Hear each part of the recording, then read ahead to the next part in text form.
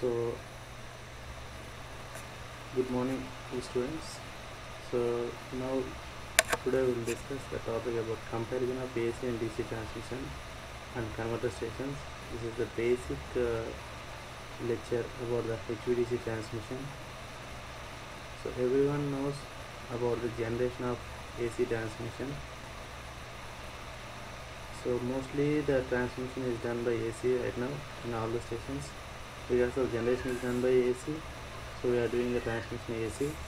Let us see what are the different types of AC transmissions available.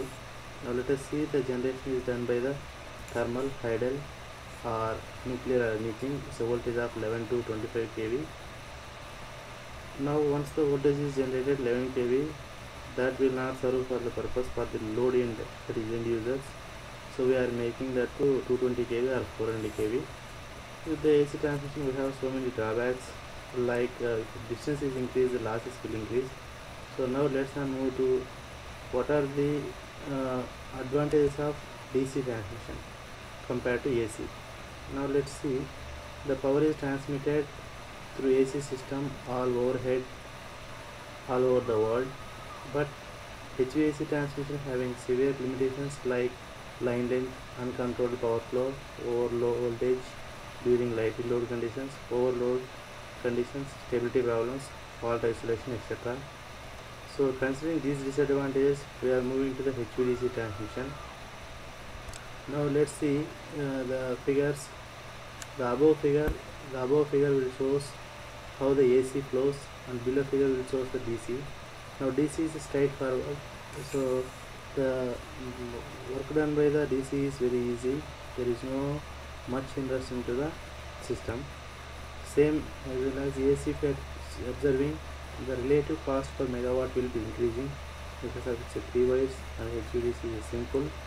And if you look into this figure, the left side figure will show the AC transmission and right side figure will show the DC transmission.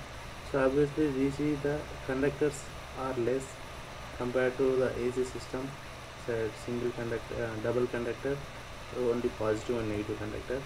Now if you see into this figure, the control is being done by the power flow, so that's we can explain here. Let's see the first figure, P equal to 10 watt, and here it is 9 watt power flow. The voltages are 10 and 9. The power will exchange takes place and it will generate. The second figure also same, so increase the power level. Now if you maintain both the terminal voltage is equal, there is no power flow at all because of the voltage sharing will be equal. So that is one thing. And now let's move on to the advantages of HVDC over HVAC. Controlled power flow is possible very precisely. Asynchronous operation is possible between the regions having different electrical parameters like frequency or anything. Mostly asynchronous interconnection we are using for the variation of frequency. Two different frequency systems are there, we can interconnect easily. No restrictions on line length as on reactance in DC lines. There is no reactance in DC lines. Normally this point, if you are taken to AC system, there what will happen, if the length is increased, the losses will increase. That is the main thing. Instability, faults, cable transmission. Now let's move to the cost, AC versus DC transmission. Now cost, here we are defining two types. One is the terminal cost, another is the running cost. With distance is increased, how the cost is varying. Now if you see the terminal cost here, the first terminal cost of AC system is at this level, and this is the terminal cost of DC system. If you see these two, the initial terminal cost of AC system is less than this. First of all, what is the terminal cost? The initial equipment whatever you are using for the system, that is nothing but the terminal cost. Let us suppose take the terminal cost for AC is the terminal equipments are transformers, these things, and for DC converters will use the major cost. Now if you let me to move into the different lines, line cost for AC and DC. If length is increased, at this point the break-even distance will take place. The break-even distance is nothing but above this we can operate the DC is better, below this we can operate AC is better. That is the main thing. So this distance is roughly taking 500 to 800 kilometers. So that is the thing.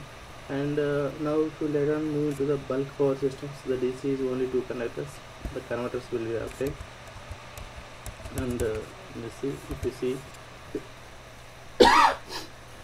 this is the AC transmission line conductor corridor, and this is the DC transmission line corridor, or something like that. So types of DC systems. Now let's now move into the back-to-back station. This is used for the HVDC solutions and long distance. So many things are there.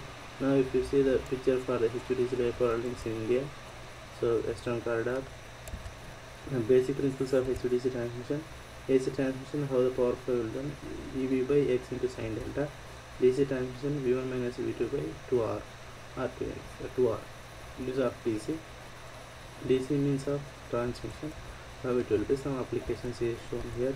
The converters is shown here. The conversion process of 6-pulse converter bridge, all these things, operation of converter, everything rectifier, inverter voltage, how it will be varying.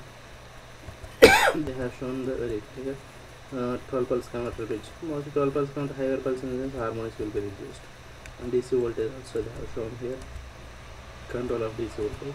Now let's move into the how does HVDC operate. Some black diagrams we have shown. The control strategy also have mentioned here. Now some schematic of HVDC system. We have taken the modes of operation. 3 types of modes of operation: homopolar, monopolar, and bipolar with different difference. And newly recent HVDC system transfer to polar schematic diagram we have taken. This is the schematic diagram explanation for transfer to polar and silent features of the systems. So, thank you.